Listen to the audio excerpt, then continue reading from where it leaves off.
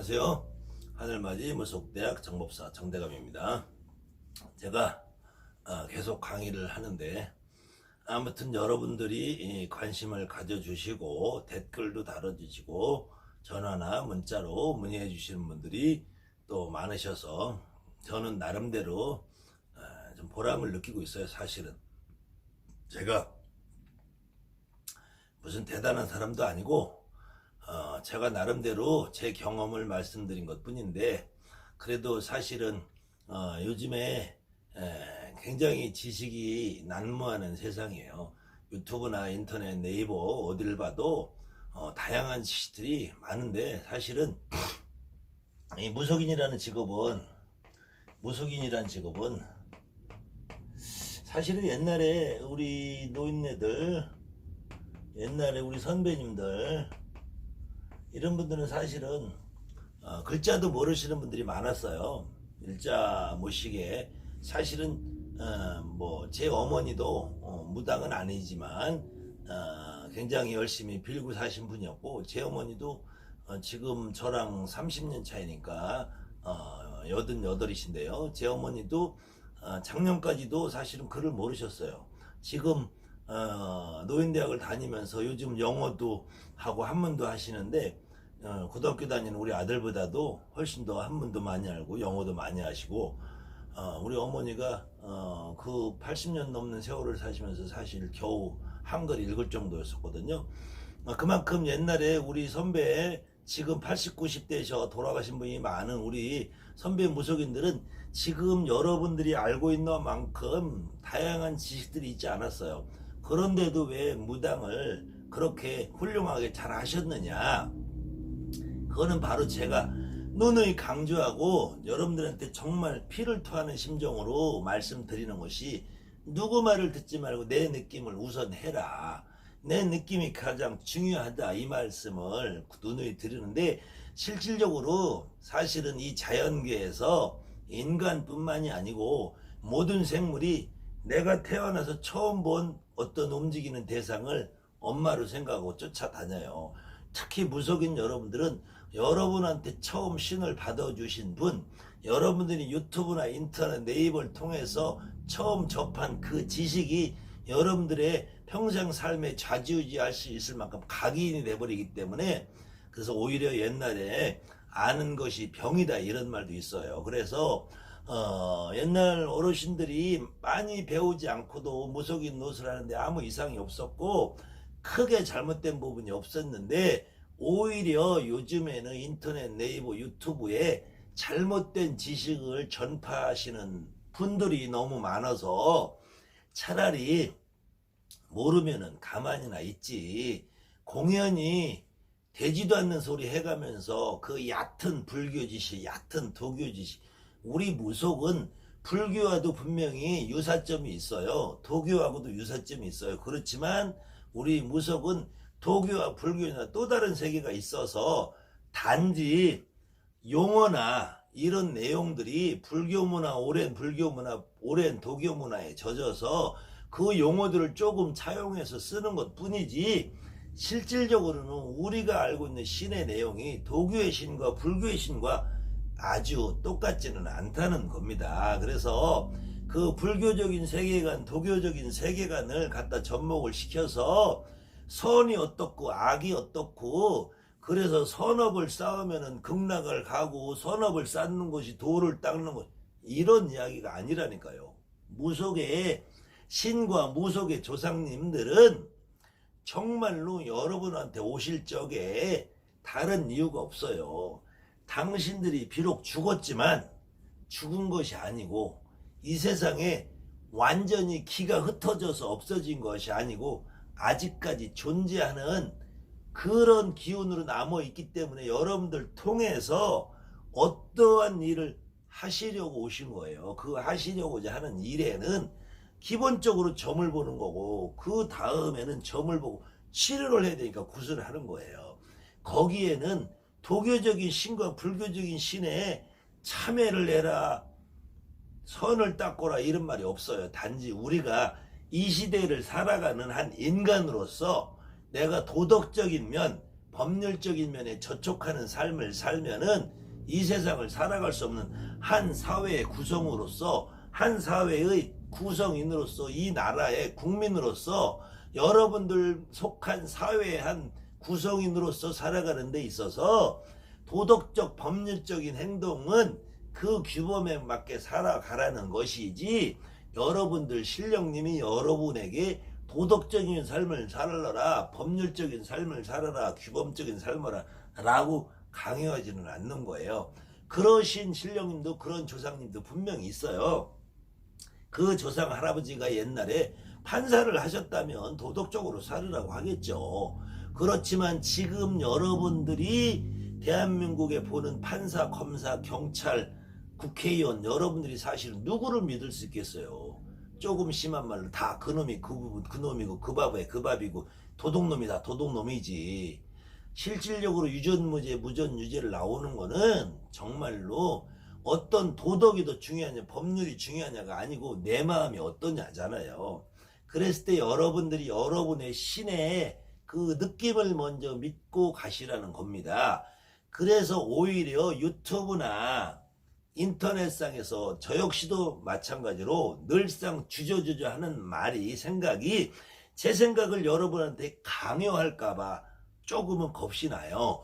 그렇지만 저는 항상 보편적인 선에서 누구의 말이 더 옳다가 아니고 여러분들의 경험을 쌓으시라는 거고, 전통적으로 이런 방식으로 내려온 이러한 역사적인 사실과 우리 선배님들이 이러한 생각과 이러한 의식을 가지고 어떤 삶을 살고 무당으로서 행위를 했다는 것을 여러분들한테 말씀을 드리면서 그 행위에 근본적인 요인과 원인과 이유를 여러분들이 찾아서 내 느낌과 비교해서 나의 갈 방향을 정하시라는 것이지, 제가 하는 말이 모두 다 옳다는 건 아닙니다. 늘상 하는 말로 정법사는 절대로 바르다고 하지 않습니다. 정법사는 제가 경험한 바로 제 낚음대로 이렇게 정리해서 여러분에게 안내를 드리는 것이고, 여러분의 법은 여러분 스스로 만들어야 된다는 것이에요. 그 안에서 또 한 가지 질문이 들어와서 제가 그 부분에 대한 제 생각을 또 말씀을 드려볼까 합니다.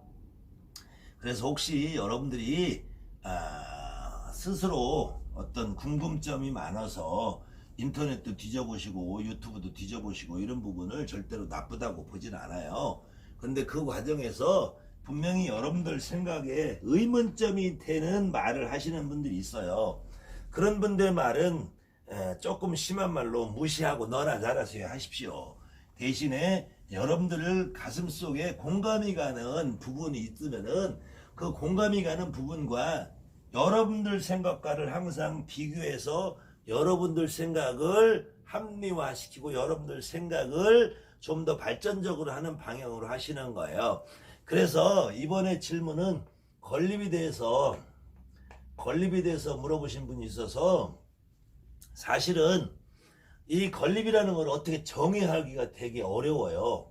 어려운데 1차적으로 그래도 지금 이 시대를 살아가는 여러분들 너무 지식에 많이 노출이 돼 있으니까 저도 지식적인 면을 조금 가미해서 곁들이면서 제 생각을 말씀드려 보려고 하는데, 건립이라는 것을 어떻게 표현할 수 없어서 일단은 이 걸자라는 것이 구걸한다는 말이에요. 구걸한다.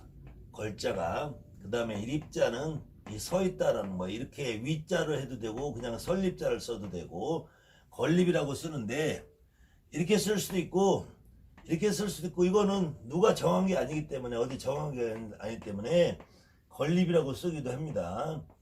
그래서 건립이라고도 쓰고 건립이라고 쓰고, 이거는 세워서 서 있다라는 거고, 이 건립한다는 거는 건물을 진다는 거예요. 건물 같은 거를 지어서 할 수 있다는 얘기고, 이거는 구걸해서 돌아다니면서 구걸을 한다는 의미인데, 이 건립이라는 의미를 이렇게 표현을 해도 저렇게 표현을 해도 사실은 정확하게 맞지는 않아요.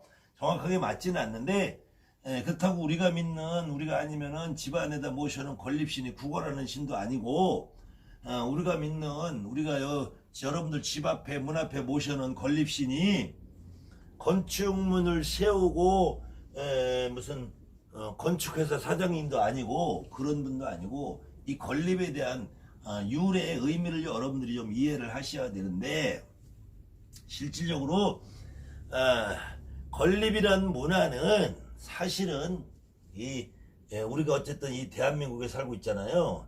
이 대한민국에 살고 있는 우리가 이 건립이라는 문화는 한강 이남으로 해서 경기도권을 벗어난 충청도, 전라도, 경상도에서는 충청도, 전라도, 경상도 지방에서는 불과 50년 전, 30년 전만 해도 건립이라는 문화가 없었어요.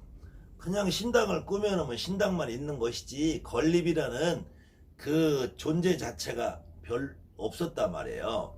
실질적으로 건립이라는 문화는 이 한양꽃, 경기도꽃, 이북꽃 하시는 분 일부에서 건립이라는 장소를 모셔놓고 살았던 것 뿐이지, 그 다음에는 이 건립이라는 것도 사실은 우리가 예전에 이렇게 그냥 단독주택을 생활하고 집이 있고 마당이 있고 대문이 있으면은 이 대문 안에 이 처마 끝에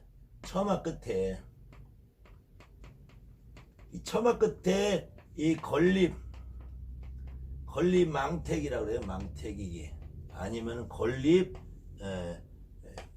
건립 단지, 건립 항아리, 아니면 건립 채반이라서 이게 바구니 같은 거를 그 처마 밑에 매달아 놓은 것이 전부였지, 지금처럼 이렇게 그 아파트나 연립이나 다세대가 이렇게 구성이 되어 있는 상태에서 내 집안으로 들어온 것이 불과 정말로 20년 30년밖에 안 됐어요. 한양꽃이나 경기도꽃, 이북꽃 하시는 분들도 건립이라고 하는 문화는 이 우리가 살고 있는 공간의 내부로 들어온 것이 별 시간이 20년에서 30년 역사밖에 안 되는 거예요. 그 이전에 이렇게 처마 끝에 망태기 하나 매달아놓은 게 건립이라는 전부였어요. 그 다음에는 제가 나름대로 전국의 굿과 전국의 무속에 대한 문화를 사실은 좀 더 심도 있게 연구를 하고 공부를 해서 이런 자료들을 좀 가지고 있는데, 아마 요건 사진으로 제가 첨부를 해서 보여드릴 것이고, 그래서 이 건립이라는 부분에 대해서 예전 분들은 그렇게 중요시한 부분이 아니고, 이렇게 건립이 처마 밑에 이 망태기 하나 채반 하나 걸어놓는 여기에다가 어떤 신을 모신다, 특히 조상님을 모신다, 이런 부분은 거의 없었어요. 상상도 못했던 일이죠.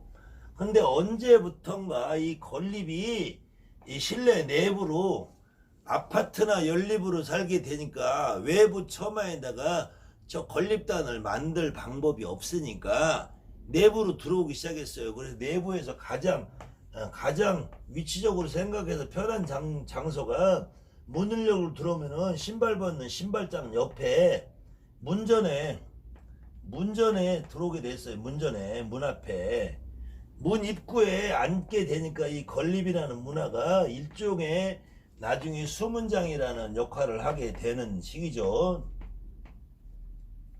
그래서 사실은 이 수문장이라는 용어도 조선시대에는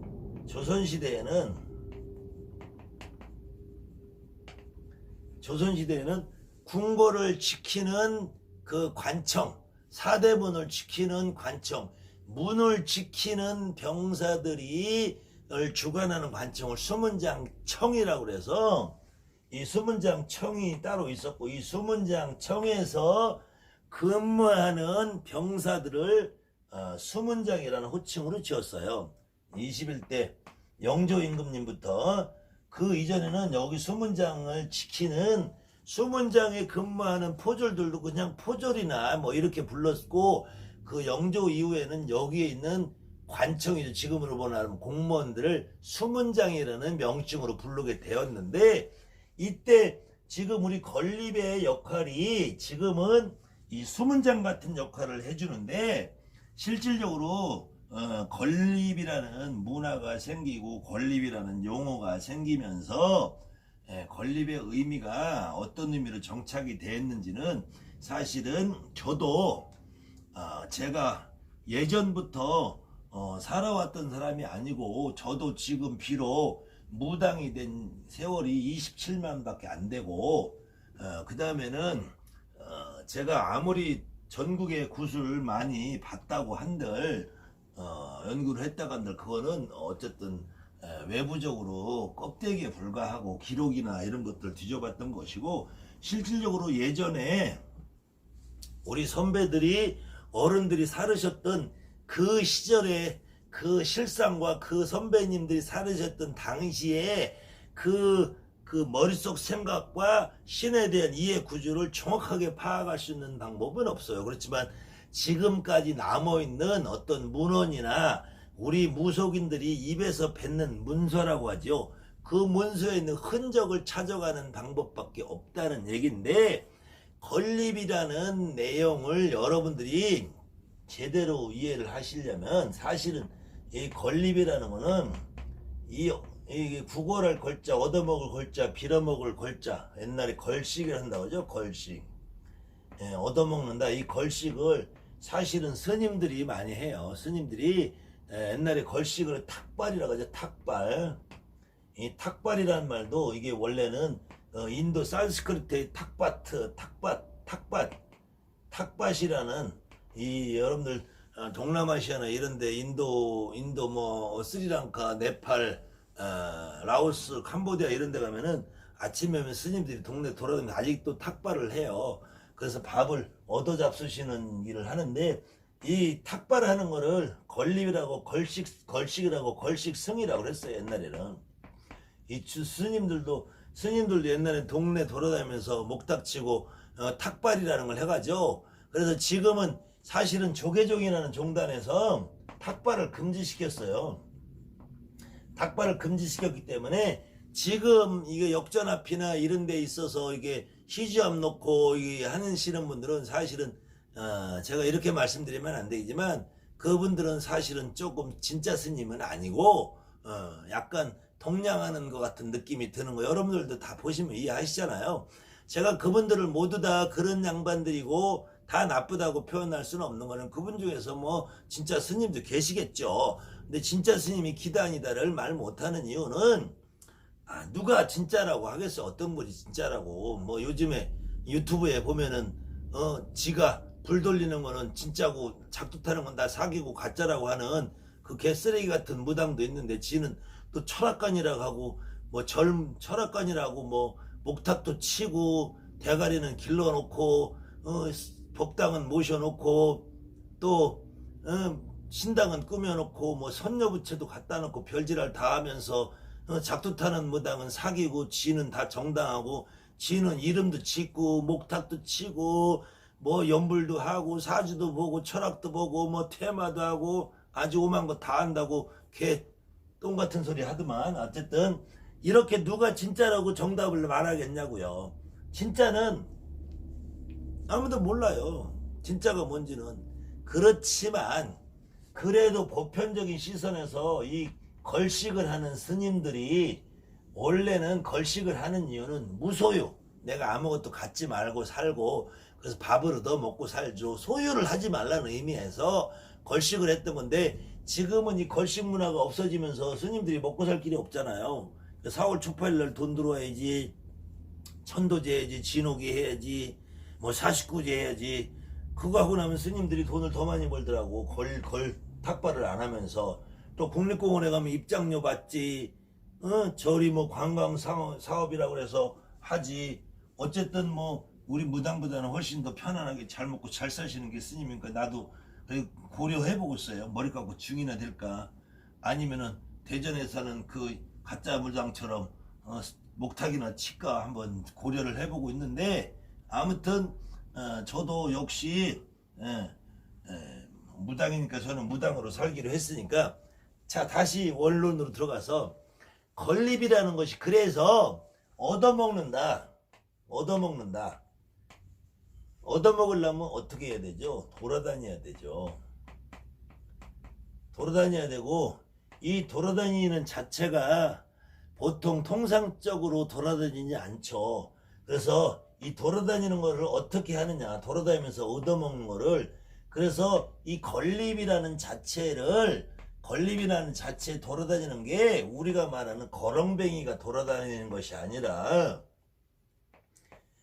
거지가 돌아다니는 것이 아니라, 처음에 건립을 하는 거는 그래서 시주를 한다 그래요.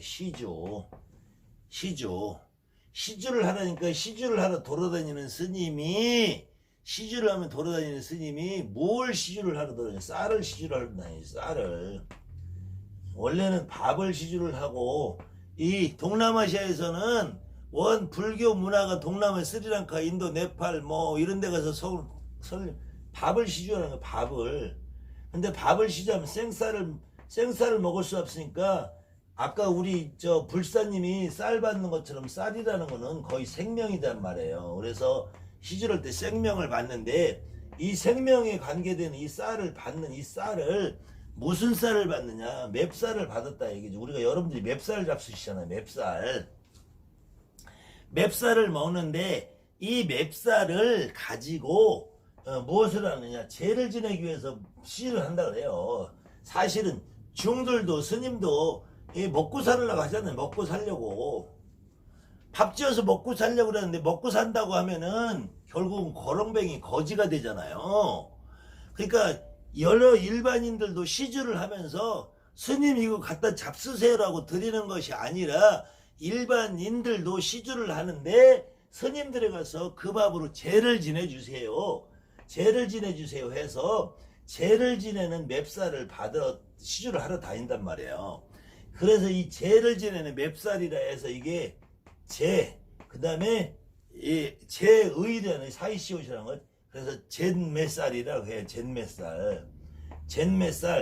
잿매쌀이 나중에 재미쌀이 되는 거예요. 죄를 하는 양, 쌀이라 이거죠. 쌀. 우리가 미신할 때 미자도 쌀미자를 쓰고, 쌀미자, 죄를 지내는 쌀이라 이거, 재미. 이 재미가 결국은 뭐냐, 그래서 시주라고 하는 거예요. 이 시주. 그래서 시주 할머니도 물사 할머니고, 이 시주 할머니가 가서 죄를 지내는 할머니가 누구예요? 재석 할머니죠.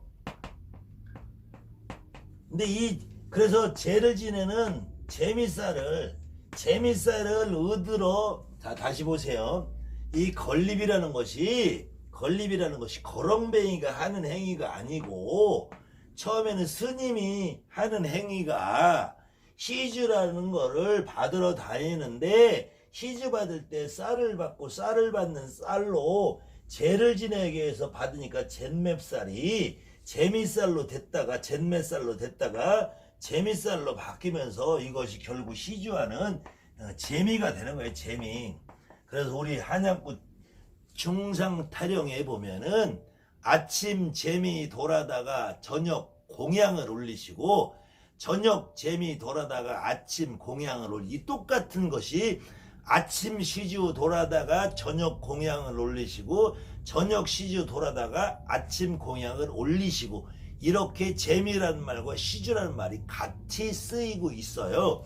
그래서 재미를 돈다는 말은 죄를 드린 수 있는 쌀을 얻으러 돌아다닌다. 그래서 재미를 돈다 그래요. 재미를 돈다, 시주를 돈다 그러는데, 이 무당 여러분들도 어느 경우에는 내가 무당이 되려고 하다 보면은 다양한 형식의 그 절차가 필요하다 보니까, 어떤 경우는 음식도 필요하고, 신당을 꾸밀려면 신당을 꾸밀 수 있는 재료도 필요하고, 또 그때 내림굿이나 가리굿이나 이런 걸 절차를 행해 주시는 어떤 그 선배님, 선생님들의 수고비도 필요하고, 이렇기 때문에 금전이 많이 필요하죠.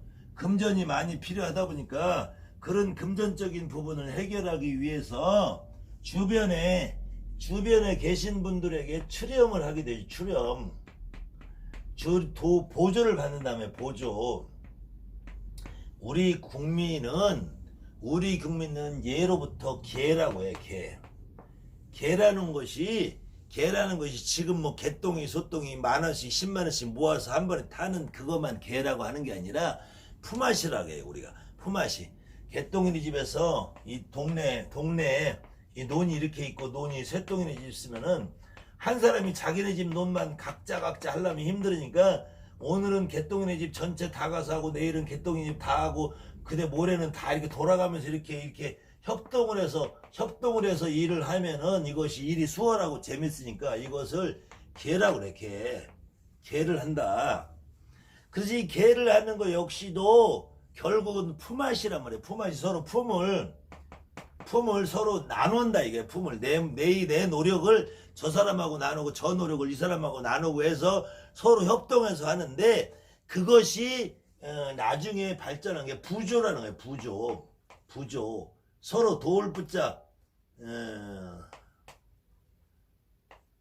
도울 조자 이렇게 해서 부조한다 그래. 부조.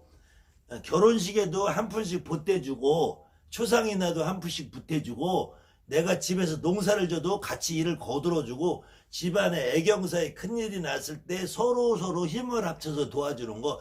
근데 무당이 어떤 사람이 된다고 해도 그 사람이 무당이 될 때 많은 비용이 소요되니까 그거를 동네 사람들이 이렇게 출연을 해서 보조를 해준단 말이에요. 근데 출연을 해서 보조를 해주는데 그냥 보조를 해주는 것이 아니고 옛날에는 무당이 될 사람이 있으면은 그 무당이 진짜로 내가 손뼉을 치고 내가 산에 가서 방울도 캐오고 막 이런 과정을 겪어서 내가 진짜 무당이 된다라고 그렇게 결심을 하면은 그때는 이 동네를 자기 스스로 한 바퀴 도는 거예요. 개똥이네 집부터 쇠똥이네 집부터 한 바퀴를 다 돌아서 그냥 도는 것이 아니라 개똥이네 집에 가서 이 문 앞에서 내가 무당이 될 건데 나한테 쌀 한 말 보태주세요. 쇠똥이네 집한테 나 무당이 될 건데 쌀 한 말 보태주세요. 이랬을 경우에 그 개똥이네 집에 애경사 기룡사에서 점을 한번 봐서 맞추고 점을 봐서 맞추고 안 맞추고 떠나서 이 사람이 내림꽃 받는 것이 합당하다라고 판단이 들 경우에는 이 사람한테 그럼 나는 너 내림꽃 받는데 쌀 한 말 시주하겠다. 난 너 내림꽃 받는데 쌀 한 대박 시주하겠다. 난 너 내림꽃 받는 날 콩 한 말 하겠다. 난 너 내림꽃 받을 때 10만 원 시주하겠다. 나는 너를 내림꽃 받을 때 그러면은 내가 오는 손님들 밥을 책임지겠다. 내가 그날 과일을 책임지겠다. 내가 그날 고기를 책임지겠다. 이렇게 시주를 받는 거예요. 시주. 이 시주 받는 것이 결국은 아까 스님들이 시주를 받을 때 이 죄를 드리기 위해서 맵쌀을 시주를 받았단 말이에요. 맵쌀. 그래서 재미쌀이 됐대. 잿매쌀이 재미쌀이 되는 거고 마찬가지로 이때도 예전에는 현금보다도 이때 주로 쌀을 시주를 한단 말이에요. 쌀을. 그러니까 이 쌀을 시주를 하는 것이 결국은 재미를 시주를 하는 거예요. 재미. 스님만 시주를 하는 것이 아니고 무속인들 처음에 내림꽃을 받으면 시주를 받아서 내림꽃 받으라고 하는 공수가 나오시는 분들도 있잖아요. 그거는 그만큼 그 집 내력 불의에 이렇게 시주 받으신 분이 있다든지 아니면 그렇게 건립을 돌던 분이 있다든지 해서 그 시주 받는 거를 동네마다 돌아다니면서 얻어먹는 것처럼 돌아다닌다. 거리라고 하는데 이때는 이게 얻어먹는다는 의미가 아니라 도움을 받는다는 거예요. 도움을 받는데 도움을 받아 다니다 보니까 사실은 처음에는 이게 도움을 받으러 다니는 사람들이 꼭 이 스님만 있는 것도 아니고 이렇게 시주를 받으러 다니는 사람이 아니라 또 다른 부류가 있는데 어떤 부류가 있냐면은 예전에는 여러분들이 기억을 하실려나 모르겠는데 정월달이 되면은 정월 초하루 해서 정월 열나은 날까지 기본적으로 지신밟기를 합니다. 지신밟기. 지금 이 문화가 많이 없어지는데 동네 농악놀이 웃다리 농악 아랫다리 농악들이 풍모를 올리면서 돌아다니면서 지신을 밟아주면서 그때 역시 부조를 받잖아요. 출염을 하잖아요. 그 당시에 이 지신 밟기 하는 농악패거리 사당 패거리들은 그냥 돌아다니는 게 아니라 그 양반들이 돌아다닐 때는 어떻게 하고 돌아다니냐면은 가면을 쓰고 다녀요. 가면. 그래서 가면을 쓰고 다니는 것이 이 쟤를 다시 여기서 좀 정설을 해서 이걸 비교를 해드릴게요. 자, 시주를 도는 거를 쌀을 받으러 다니니까 쌀을 받으러 다니는 것이 쟤를 도는 쟤를 들이를 맵쌀을 시주를 받으러 다녔고, 이 쟤를 들이는 맵쌀을 시주 받는 것이 결국은 잿met살이 됐고, 이 잿met살이 발음상 재미살이 됐는데, 이 시주받는 이런 이 스님이 시주받는 방법하고, 그 다음에 무당이 돌아다니는 시주를 받는 방법하고, 그 다음에 이 사당패들이 또 그 지신밟기, 사당패가 지신밟기 하면서 또 시주를 받으러 다니잖아요. 근데 이 사당패들이 시주 받으러 다닐 때는 그냥 다니는 것이 아니라 얼굴에 가면을 쓰고 다녔단 말이에요. 가면. 그 가면을 쓰고 돌아다니는 것이 결국은 재미를 받으러 다녔으니까, 재를 받으러 다니는데 가면을 쓰고 재면이 돼. 재면이. 그 재면이 계면이 된단 말이에요. 계면. 이 계면이라는 것이 그래서 무당, 예전에는, 지금은 이 거리가 없어졌는데, 예전에는 모든 굿이 끝나서 계면떡을 팔아야지 굿이 끝났다고 그러던 시절이 있었어요.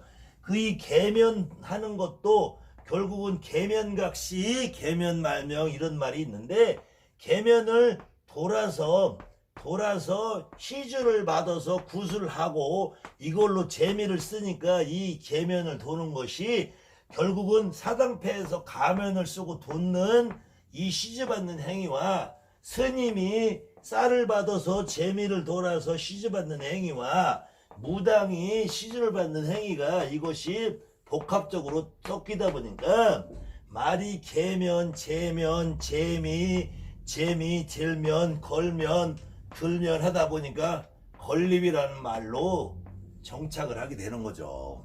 이 어원적인 부분에서 이렇게밖에 이해를 할 수가 없는 부분이 있어요. 그러니까 걸림이라는 거는 결국은 원래 무당이나 스님이나 사당패가 돌아다니면서 시주를 받아서 어떤 제를 올리고 어떤 부조를 하고 품앗이를 하고 하는 이런 행위가 결론은 나중에 떡을 만들고 밥을 짓고 공양을 해서 제를 올리는 것을 서로 다 같이 나누어 먹는다라는 의미에서 굿이 끝나면 굿상했던 떡을 다니면서 여러 제갓집한테 계면떡을 팔고 계면떡을 나눠주는 걸로 해서 굿이 끝나게 되는 건데, 이때 계면이라는 말은 가면을 쓰고 시주를 하던 사당패와 제를 올리는 맵쌀을 받아서 시주를 하고 재미를 도는 재미와 가면이 섞여서 재면으로 됐다가, 이 재면이 제를 돌리는 쌀을 하다가 가면을 쓰고 재면이 됐다가 재면이 계면으로 되고 계면이 다시 건립으로 앉는 거예요. 그래서 건립이라는 문화가 사실은 굿이 끝나고 나서 뒤를 맑게 해주고 뒤를 처리한다. 처음에 시주를 받은 것처럼 여러 사람에게 음식도 나눠주고 그 음식을 나눠 먹는 과정에서 서로 힘을 보태고 힘을 나누고 하면서 예전에 그 농협에서 한 광고 문구가 있어요. 기쁨은 나누면 2배, 근심과 걱정, 고통은 나누면 반, 이런 말이 있어요. 그래서 예전에는 무당들도 구슬을 하면은 여러 사람을 데려다가 나누어서 먹이고 풀어 먹이고, 그래서 아주 오래전에는 동네에 무당이 한 명 있으면은 그 근방에 100여 명이 먹고 산다고 그랬어요. 실질적으로 우리가 구슬 한번 하려고 해도 여러분들 장 볼 때만 해도 과일 사야죠, 떡 사야죠, 나물 사야죠, 부침개 사야죠, 뭐 만물상에 조상옷 사야죠, 뭐 유가 사야죠, 기차 갖다, 여기 우리 재료 들어가는 것만 다 해도 아마 100명도 넘을걸요. 이걸 만들고 찢고 생산하고 한 쌀 들어가야지 뭐 나물 들어가야지 콩나물 들어가야지 뭐 미나리 이거 다 각각 만든 사람 하나하나가 전부 다 조금씩이라도 자기 생업에 도움이 되는 행위를 하는 거잖아요. 이때 또 그 굿땅에서 일하시는 분들 다 또 수고비 나가죠. 그 굿에 참여해서 일하신 분들 다 또 나눠주면 기름 넣고 차 움직여야 되죠. 옛말부터 무당이 굿을 한번 하면은 동네 100명이 먹고 산다. 100명이. 그래서 이 다 먹고 사는 이 과정에서 그 계면떡을 나눠주고 그 떡을 마지막에 거기 참여한 모든 분들에게 나누면서 굿을 마무리 짓는데 그래도 그것조차도 부족하다 싶어서 예전에는 굿이 끝나면은 일반인 제갓집 일을 한 당주가 있죠. 당주 제갓집 당주도 한몫 가져가요. 그 일을 맡은 무당도 한몫 가져가요. 그 다음에 옆집 개똥이도 한몫 가지고 숫둥이도 한몫 가져가요. 또 굿에 참여간 또 A보살도 김보살도 이보살도 박보살도 다 이만큼씩 가져가죠. 근데 일반인들은 가져가서 뭐 자기들이 먹는 걸 먹는 거더라도 우리 보살들은 그래도 신령님을 모시고 있는데 남의 굿에 나온 음식 갖다 먹으려면 별로 썩 내키지 않잖아요. 더군다나 남의 집 조상 풀어주고 귀신 갖다 먹은 음식인데 이거 먹으려면은 사실은 좀 찝찝하기도 하고 자존심도 상하고 그래서 예전에 무당들한테는 이거 가지고 가서 건립전에다 놓고 오늘 굿한 제갓집 잘 되라고 빌고 먹어라. 그러면 이거 음식을 가져간 무당도 내가 이거 공짜로 갖다 먹는 것이 아니라 나는 정당하게 오늘 일한 제갓집 개똥이네 제갓집 내 손님은 아니더라도 그 제갓집 잘 되게 빌어주고 먹는 거죠. 그러면 내가 갖다 먹어도 당당하게 먹을 수 있죠. 나는 내 할 일을 하고 먹는 정당한 대가로 갖다 먹는 거니까. 이렇게 옛날 우리 무속인들이 지혜가 있었어요. 이런 문화 속에서 결국은 이 건립이라는 처마 밑에 매달아놓은 아무것도 아닌 이 공간에다가도 여기다 당주는 부고를 던져놓고 당주가 아닌 보조 무당들 참가하신 여러 무당 선생님들은 건립 밑에다가 음식을 놓고 오늘 굿한 개똥이네 새똥이네 잘되게 해줍시오라고 하면서 갔다가 내가 먹을 수가 있었죠. 예전에는 사실은 저가 무당이 됐을 때만 해도 돼지머리도 굿이 끝나면은 오늘은 너가 갖다 먹을래 오늘은 내가 갖다 먹을래를 가지고 서로 타협을 보던 시절이 있어서 지금은 여러분들 돼지머리 갖다 먹으래도 그거 갖다 먹으면 내가 이걸 왜 갖다 먹냐고 고개를 절로 져서 굿땅 마당에 가면 돼지머리가 그저 뒹굴고 있죠. 그만큼 우리가 먹을 것이 귀하던 시절에 음식이 귀하던 시절에 희주를 받아서 건립을 돌아서 굿을 하던 문화가 희주라는 것이 재미를 돌고 재미를 도는 것이 계면을 돌고 계면을 가면을 쓰고 도는 것이 건립이라는 문화로 정착이 됐는데 그래서 건립이라고 할 때는 통상적으로 창부씨를 의미하기도 해요. 건립에 모셔놓는 분을. 근데 언제부턴가 건립이 대감이라는 칭호로 가게 됐는데 그 건립이라는 이분을 이거 신령님이라 해도 좋고 누구라 해도 좋고 이 양반을 지금은 현재는 대감이라는 칭호로 많이들 하는데 이 대감이라는 역할을 의미하고 있어도 뭐 잘못됐다 나쁘다 이것이 아니다라고 할 수 없는 이유는 원래 처음에 건립이라는 부분이 있었던 의미가 이 처마 밑에 속골을 매달아 놓으니까 이거는 마당이나 터를 의미하기도 했단 말이에요.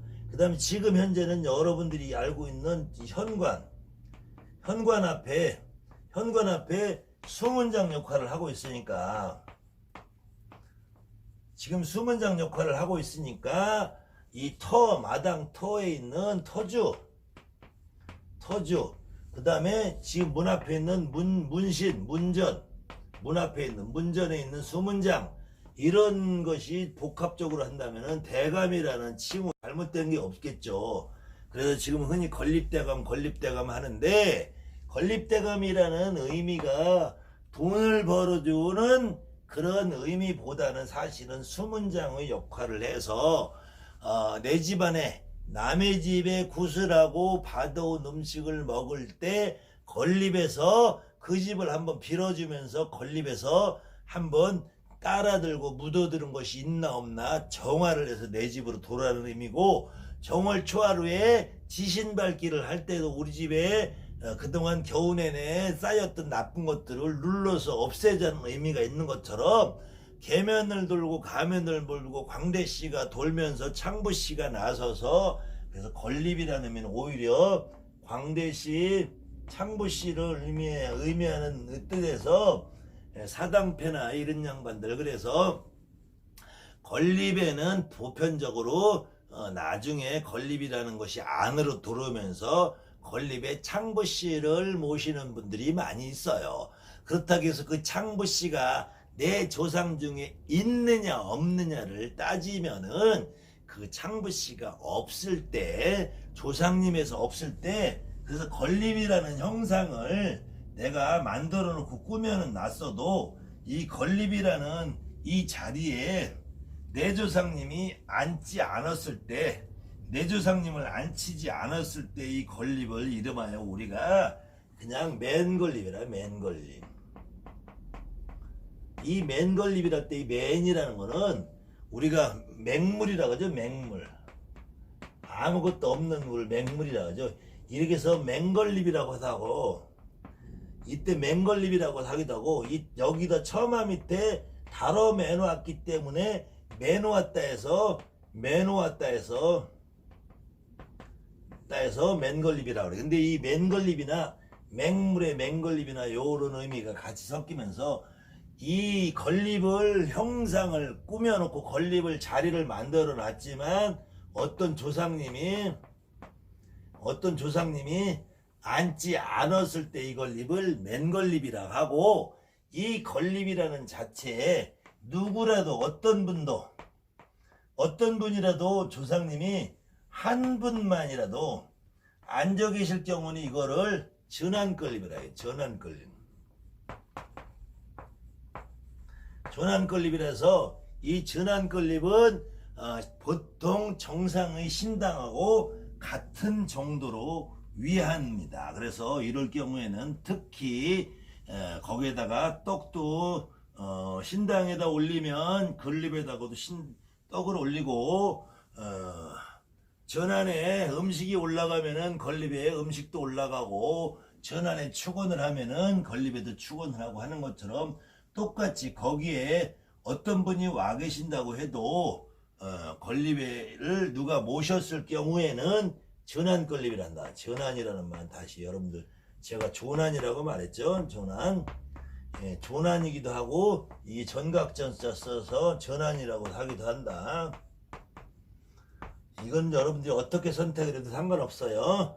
조난을 발음상 전환으로 해도 되고, 이게 전환이라고 해도 되고, 이거는 여러분들이 어떤 걸 해도 상관이 없어요. 그래서 이 신령님을, 조상님을 내가 한 분이라도 받아 모신 건립을 전환건립이라고 하고, 그렇게 조상님이나 신령님을 받아서 앉혀지 않은 그냥 건립을 맨건립이라 하는데, 이 건립을 대감의 의미로 생각한다고 해도 잘못될 것이 없고, 건립을 그렇게 해서 시주 돌고 그래서 창부씨를 생각을 해도 상관이 없고, 그래서 한양군 문서에는 건립재석 할머니라는 말도 있고요, 시주건립이라는 말도 있고요, 건립대감이라는 것도 있어요. 남건립대감, 여건립대감이라는 것이 있고요, 건립창부라는 말도 있고요, 소문장건립이라는 말도 있고요.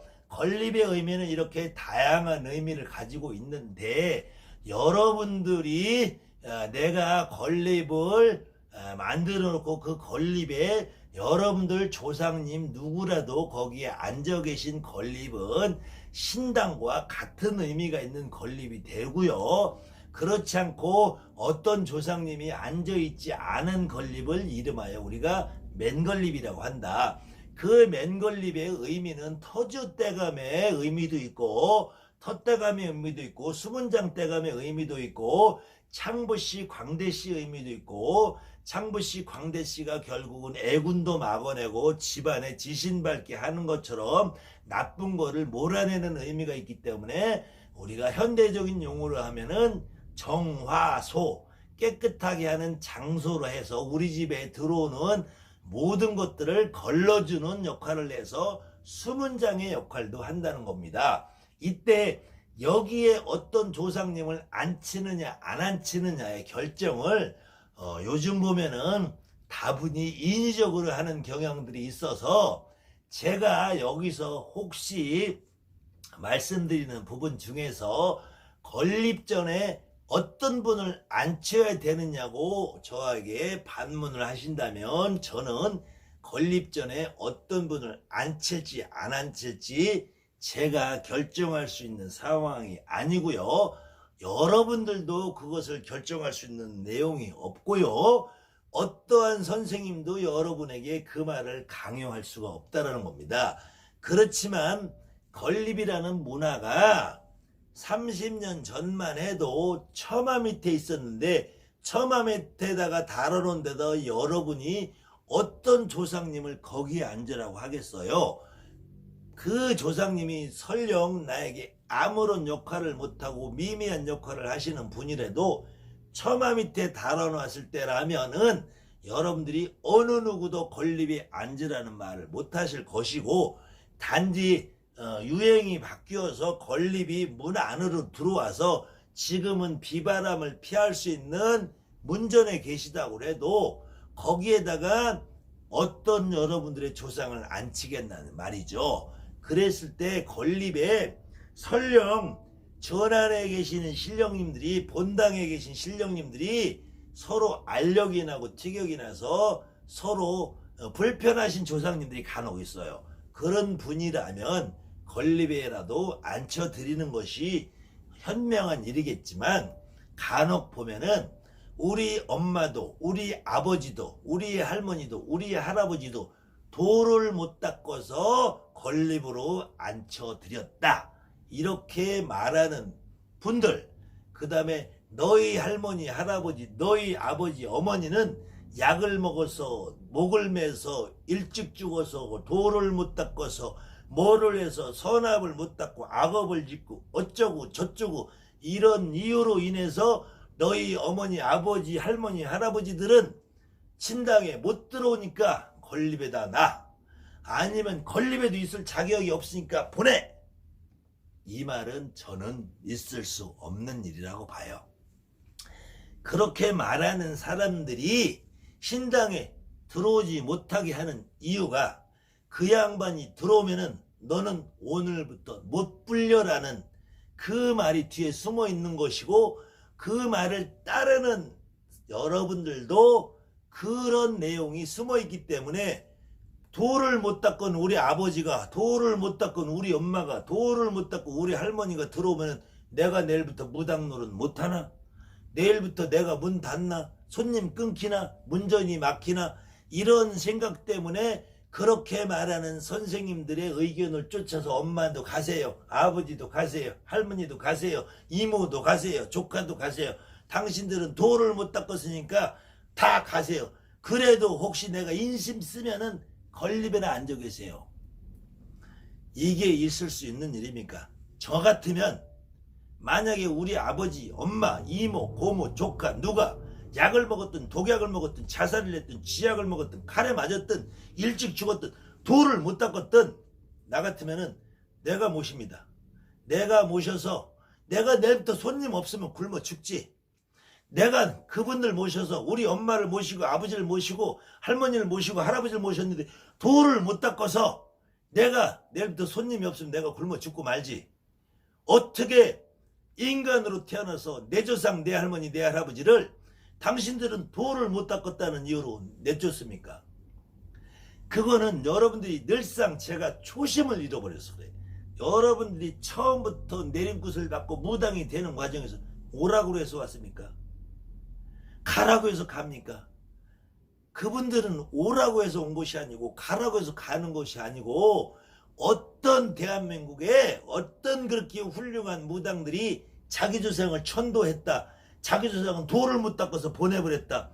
그런 무당들의 말에 현혹되지 마시고 그렇게 돌을 못 닦은 조상을 보낼 수 있는 능력이 있으면은 다른 조상도 다 보내버리고 무당 안 하지. 왜 무당 노릇을 하면서 자기는 도 닦은 할아버지 할아버지 한 분만 두 분만 알짜배기만 골라서 모시고 그렇게 어떻게 비열한 짓을 하냐고요. 내 조상인데 나한테 오신 분인데 어떻게 나가라고 하냐고요. 제발 여러분들이 처음에 무당이 될 때 오라고 해서 오신 분 아니잖아요. 쉽게 말하면 내가 통닭집을 하나 차렸어. 장사가 잘 돼. 장사가 잘 되든 안 되든 세월이 가니까 옆집에서 사돈의 팔촌이 소문 듣고 나도 좀 여기 취직시켜주길래 이렇게 오시는 거예요. 그래서 80 먹고 90 먹은 할매들도 그저 아침 저녁으로 기도하고 리쿠샤코 매서 산에 가서 새로운 신령님 찾아내고 새로 오신 분 먼저 계신 분하고 합의시켜서 앉아드리는 이게 무당이 평생 하는 일이에요. 아니 어떤 분들은 돌을 못 닦았다고 내쫓고 어떤 분은 너는 똑똑하고 야무지니까 와서 일하고 너는 멍청하니까 가라고 쫓는다. 그분이 가냐고요. 다른 양반도 아니고 내 조상인데 내 할머니 할아버지인데 아이 그래 설령 그래 내가 어떤 분 하나를 잘못 받아들여서 내가 그래 손님 없고 문 닫은다. 그럼 조금 손님 없고 문 닫고 말지 뭐. 내가 덜 먹지 뭐. 그래도 어디 가서 조상님 도 닦는 학원 있다는 말 나 못 들어봤다니까. 여러분들 무당 노릇 하면서 어느 조상이 와도 여러분들 내리고 가는 과정에서 여러분 할머니 할아버지가 와도 나 도 못 닦아서 도 닦는 학원 수강료 좀 내달라는 양반 없어요. 여러분들이 내 신당에 모셔놓고 물 한 그릇 떠드리는 게 도 닦는 거예요. 여러분들이 내 신당에 모셔놓고 밥 한 그릇 지어드리는 게 도 닦는 거예요. 여러분들이 제갓집 굿을 해보면은 굿을 많이 받아본 조상 귀신들은 도력이 높은 것처럼 깨끗하잖아요. 굿을 많이 못 받아본 집 귀신들은 힘들잖아. 아무 이 없어요. 여러분들이 여러분 신당에 모셔놓고 그래 건립이라도 좋아요. 거기다 모셔놓고 여러분들이 밥 한 그릇 물 한 그릇 떠드리는 게 도 닦는 길이라니까. 어떤 내가 27년간 무당놀이에서 어떤 조상님이 와서도 저 하늘에 도 닦는 학원 있다는 말을 못 들어봤고 도대체 그놈의 도가 뭐냐고. 이 도가 뭔 놈의 길을 닦아. 도로공사 사장이야 뭐야. 제발 도라는 말 함부로 쓰지 마시고 이 도라는 말 함부로 쓰는 그런 선생님들은 제발 경계하세요. 여러분들 그런 사람들이 바로 여러분들을 헷갈리게 만드는 사람들이에요. 지금부터 50년 전에 우리 할머니 무당 조상 선배 무당들은 글자 한자 몰라도 도사할아버지가 누군지 몰라도 우리 할아버지만 있으면 됐다니까. 뭐 태화도 우리 번쩍하게 하고 뭐 그냥 기물도 그냥 총천성을 갖다 놓고 그냥 장군님 무대 비가 번쩍에 갖다 놓고 그런 거 없었어요. 그런 거 없어도 무당으로 잘했다니까. 외향적으로 멋들어게 보이는 것이 진짜가 아니고 여러분들이 내 몸에 실리는 느낌이 최고라니까. 그래서 건립에 누구를 모셔놓는 것도 여러분들 임의로 하는 것이 아니고 신령님들끼리 정해서 할 일이에요. 그렇지만 그 건립이라는 의미가 이렇게 발전이 되고 이렇게 왔으니까 대신에 돌을 못 닦으신 할머니 할아버지를 건립에다 모신다는 생각은 안 했으면 좋겠습니다. 그리고 더 이상 무당 세계에서 돛줄이다 순줄이다 돌을 닦았다 못 닦았다라는 그런 개소리 하는 사람들은 좀 없어졌으면 좋겠어요. 그런 사람들은 다른 단체를 만드세요. 무당이라는 간판 맞박아서 떼어버리고 도사라는 간판 다르세요. 또 철학이나 역술 글자 맺자 하면서 무당 임내하고 불방망이 돌리고 퇴마한다는 그런 개새끼 무당들도 제발 무당이라는 타이틀 좀 띄워주시고 나는 철학하는 퇴마사다라고 당당히 하세요. 무당이라는 타이틀에 엎어 씌워가지고 어떻게든지 무당 흉내내고 살지 말고 부처님 모셔놨으면 대가리를 깎아서 충노를 하든지 부처님 모셔놓고 목탁 두드리면서 대가리는 길어가지고 가짜 종로로 타면서 초파일날 등이나 팔아 쳐먹지 말고 무당이라고 하면서 불방망이 돌려 퇴마한다고 하면서 무당 욕먹이고 무당 욕하지 말고 제발 좀 도사라고 하든지 철학가든 역술가를 하든지 자기 정체성을 찾고 남을 욕을 하든지 정체성 없는 쓰레기 같은 인간들이 어디 무당을 비방하고 그러지 마시고 그런 말에 여러분들은 끌려가지 마시고 그런 말에 여러분들 휘둘리지 마시고 그런 무당은 상대를 하지 말아주시면은 그런 무당 없어질 거예요. 아무튼 오늘도 정법사는 정확하게 제 말을 100점이다라고 하지 않습니다. 여러분들이 스스로 판단하시고 제 말에 공감하시는 분은 구독, 좋아요 눌러주시고 매번 제가 강조하는데 저는 무당이 존경받는 사회가 되는 날까지 제가 강의를 계속 할 것입니다. 여러분들도 제 강의에 공감이 가시면 주변에 널리 알려주시고 제 말의 포인트 늘상 여러분들 느낌을 쫓아가시고 두 번째 무당 욕하는 사람들은 절대 상대하지 않는다는 말을 여러분들 전국에 전파해 주시면 우리 무당이 아름다운 사회가 될 것이고 무당이 존경받는 사회가 될 겁니다. 감사합니다. 하늘 맞으면서